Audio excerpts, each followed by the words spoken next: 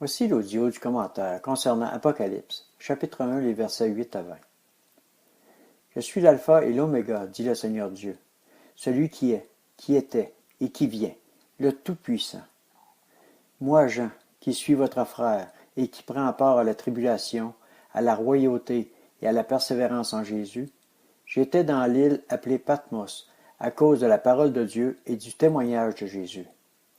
Je fus revu en esprit au jour du Seigneur, et j'entendis derrière moi une voix, forte, comme le son d'une trompette, qui disait, « Ce que tu vois, écris-le dans un livre, et envoie-le aux 7 églises, à Éphèse, à Smyrne, à Pergame, à Thyatire, à Sardes, à Philadelphie et à Laodicée. » Je me retournai pour découvrir la voix qui me parlait.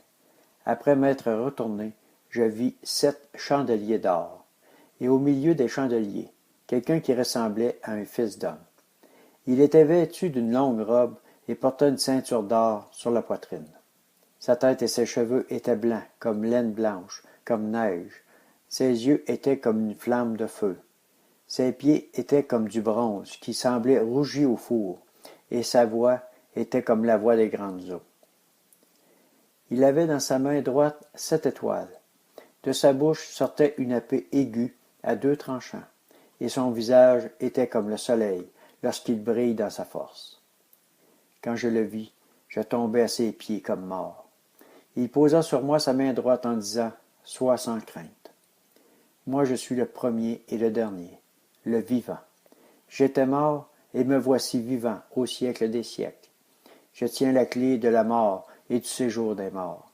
Écris donc ce que tu as vu, ce qui est et ce qui va se produire ensuite. Quant au mystère des 7 étoiles que tu as vues dans ma main droite et aux 7 chandeliers d'or, les 7 étoiles sont les anges des 7 églises, et les 7 chandeliers sont les 7 églises. » Commentaire. Nous voyons le Seigneur envoyer un avertissement, ou plutôt 7 avertissements sérieux, avec 7 récompenses pour les vainqueurs aux 7 églises du début de l'ère chrétienne. Mais attention, ces avertissements, ces reproches et ces récompenses promises aux vainqueurs s'appliquent très bien aux églises d'aujourd'hui. À l'église d'Éphèse, le Seigneur félicite le travail et la persévérance de l'église à démasquer les menteurs et les méchants.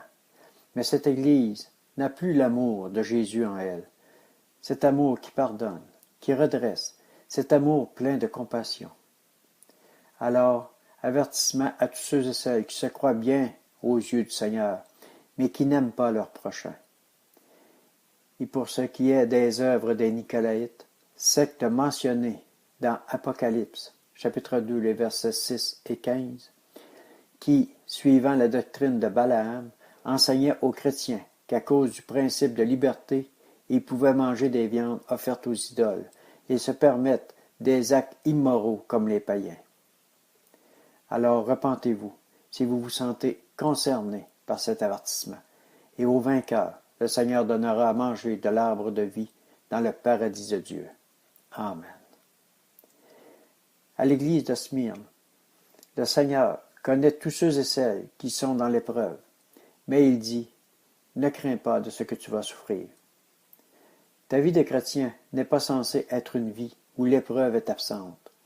Si tel est le cas, pose-toi des questions. 1 Pierre, chapitre 4, verset 12. Bien-aimés, ne soyez pas surpris de la fournaise qui sévit parmi vous pour vous éprouver, comme s'il vous arrivait quelque chose d'étrange. Mais courage, car aux vainqueurs est promise la couronne de vie, et ils ne connaîtront pas la seconde mort. Amen. À l'église de Pergame, dans cette église, le Seigneur a des témoins fidèles. Mais dans cette église, il y a aussi de la débauche, de la corruption, de l'adultère. Apocalypse, chapitre 2, verset 15. De même, tu as toi aussi des gens qui maintiennent pareillement la doctrine des Nicolaïtes. Mes frères, mes sœurs, éloignez-vous du mal et priez pour que la repentance et le réveil viennent avant la venue du Seigneur. Aux vainqueurs, la nourriture céleste pour nourrir ceux et celles qui sont bénis et qui vivent saintement, et un caillou blanc qui prouve ta victoire. Amen. à l'église de Thyatire. Encore une histoire de perversion, de corruption, de secte. Tout cela parce que les enfants du Dieu très haut se pensent à l'abri du jugement. Ce que tu sèmes, tu le récolteras.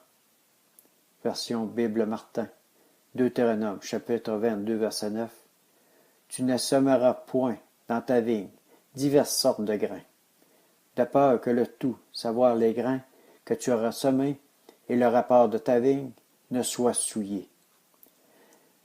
Que ta conduite soit sainte et irréprochable, car le jour du Seigneur vient à grands pas, et au vainqueur la promesse d'une grande autorité.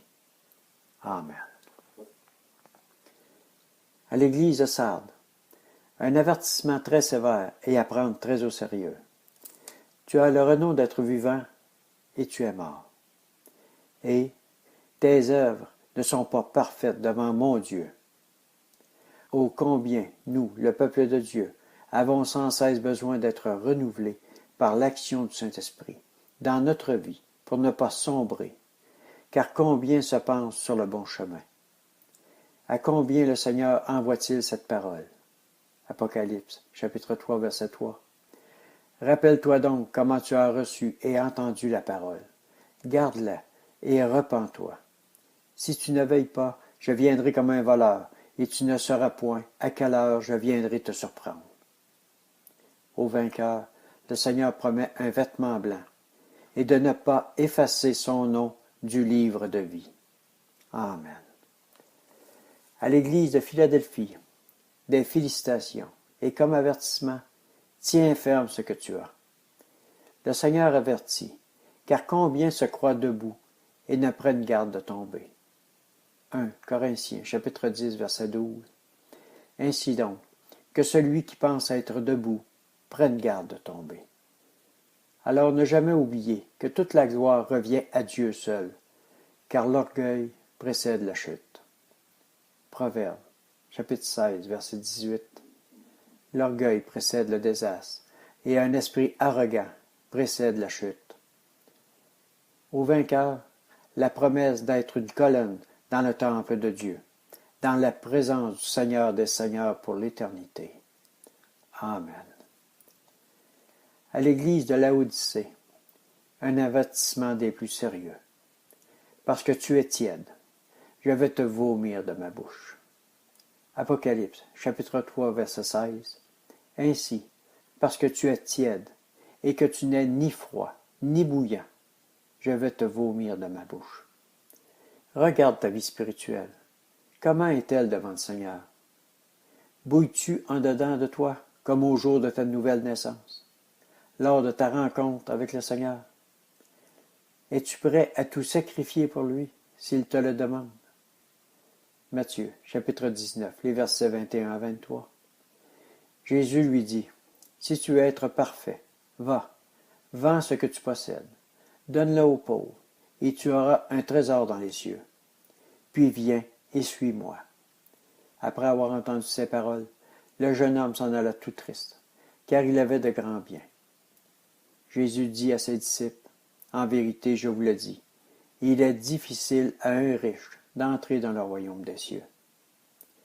Par ta richesse qui t'aveugle, tu es pauvre et nu devant le Seigneur. Mais n'aie crainte, le Seigneur reprend et corrige tous ceux et celles qu'il aime. Sois un vainqueur et assieds-toi avec le Seigneur sur son trône. Amen. Éphésiens, chapitre 2, versets 4 à 10.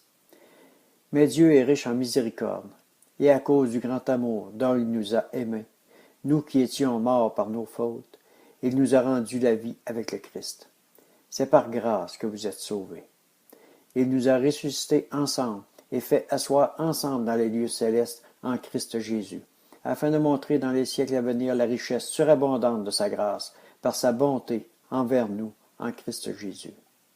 C'est par la grâce, en effet, que vous êtes sauvés, par le moyen de la foi.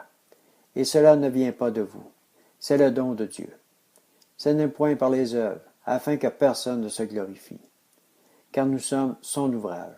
Nous avons été créés en Christ Jésus par des œuvres bonnes que Dieu a préparées d'avance, afin que nous les pratiquions. Seigneur Jésus, Béni soit ton nom glorieux, Seigneur. Toi qui règnes et nous avertis de ta venue prochaine. Merci, Seigneur, je t'aime. Daigne, je te prie, nous pardonner et nous conduire dans ta volonté, nous pardonner et nous relever, nous pardonner et faire de nous ce que ta volonté a décidé pour nos vies, pour que nous t'appartenions complètement et que rien ne vienne nous faire dévier ni à droite ni à gauche. Merci Seigneur Jésus. Amen.